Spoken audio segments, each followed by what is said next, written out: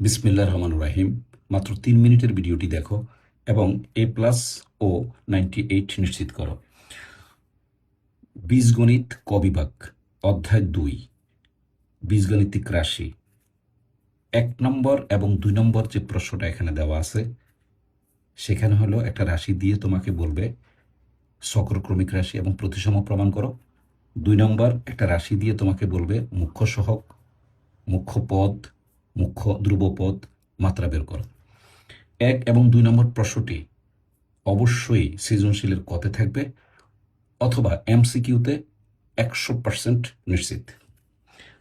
3 নম্বর, দুটা ফাংশনের গুণফল থাকবে, p of x into q of x. এদের মাত্রা কি হবে? যদি গুণ থাকে তাহলে পি অফ এক্সের মাত্রা প্লাস কিউ অফ এক্সের মাত্রা যোগ করবে, আর যদি মুখ্য সহগ বলে তাহলে পি অফ এক্সের মুখ্য সহগ ইন্টু দিয়ে কিউ অফ এক্সের মুখ্য সহগ লিখবে।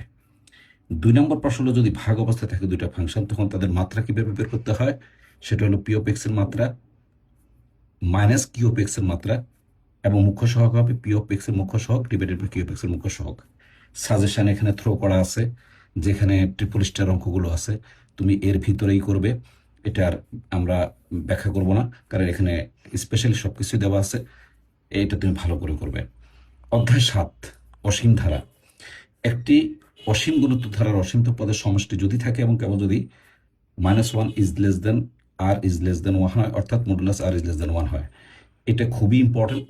এটা প্রয়োগ করে তোমার 13 নম্বর অঙ্কটা ঘুরিয়ে আসবে, কিন্তু 13 নম্বর অঙ্কটাই পরীক্ষায় আসবে। অসীম ত্বকের সমষ্টি আমরা জানি a/1 - r। ডেফিনেটলি সাজেশন এখানে দেওয়া আছে, এবং নিচে দেখো 13 এর মধ্যে আন্ডারলাইন দেওয়া আছে, এবং আমি 14-এর মধ্যেও আন্ডারলাইন দিয়ে দিচ্ছি। এই যে 14, এই দুইটা কোশ্চেন খুবই ইম্পর্টেন্ট।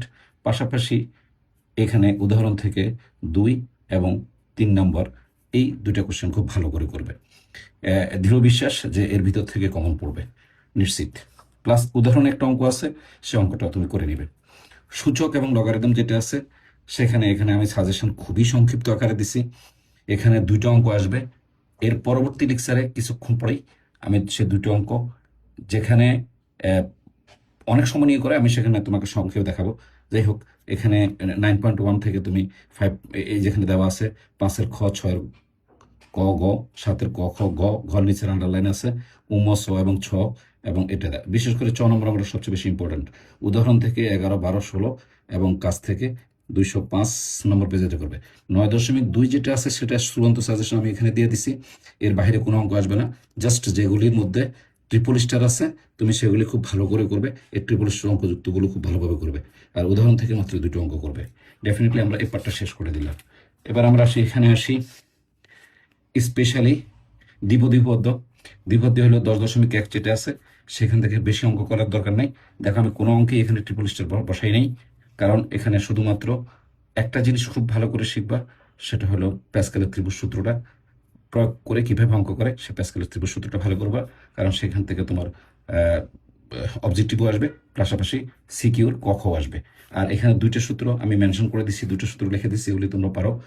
আমি এখন যেহেতু পরীক্ষা, আমি খুব শর্টকাটলি তোমাকে প্রেজেন্টেশন দিচ্ছি, 3 মিনিটের মধ্যে তোমার পুরোটাই আমি তোমার হাতে তুলে ধরতেছি। আর প্রশ্নমালা 10.2 থেকে আমার এখানে ট্রিপল স্টার যুক্ত অঙ্কগুলি করবে, এবং এখানে লেখা আছে OBII। আশা করি এই ট্রিপল স্টার যুক্ত অঙ্কগুলোর ভিতরেই থাকবে। আর উদাহরণ থেকে 2টো অঙ্ক করবে, 7 এবং 10, 100% নিশ্চিত 7 এবং 10 এই 2টো অঙ্কের একটা অঙ্ক থাকবে। আর এখানে আমি 2টা গুরুত্বপূর্ণ সূত্র প্রেজেন্টেশন করে দিছি। আশা করি এই 2টা গুরুত্বপূর্ণ সূত্র জানলেই তুমি সিকিউ এবং MCQ অটোমেটিক্যালি অ্যান্সার করতে পারবে।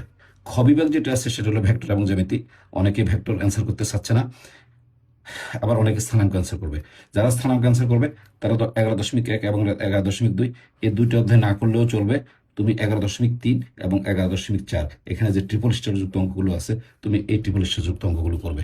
এর বাইরে কোনো অঙ্ক করার কোনো প্রয়োজন আমি মনে করি না।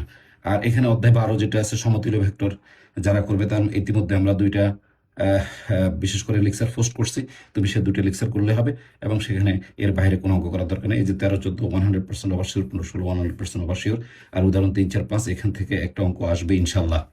100% ঘ বিভাগ, এখানে হলো তোমার ত্রিকোণমিতি এবং সম্ভাবনা।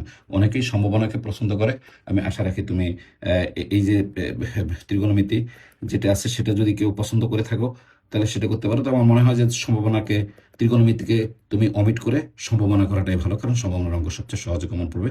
আমি এখানে ট্রিপল স্টারযুক্ত সাজেশন দিয়ে দিচ্ছি, এর বাইরে কোনো অঙ্ক আসবে না। অনেক ধন্যবাদ। আশা করি এই শীটটা বা এই লেকচারটা তোমার অনেক উপকার আসবে। ধন্যবাদ।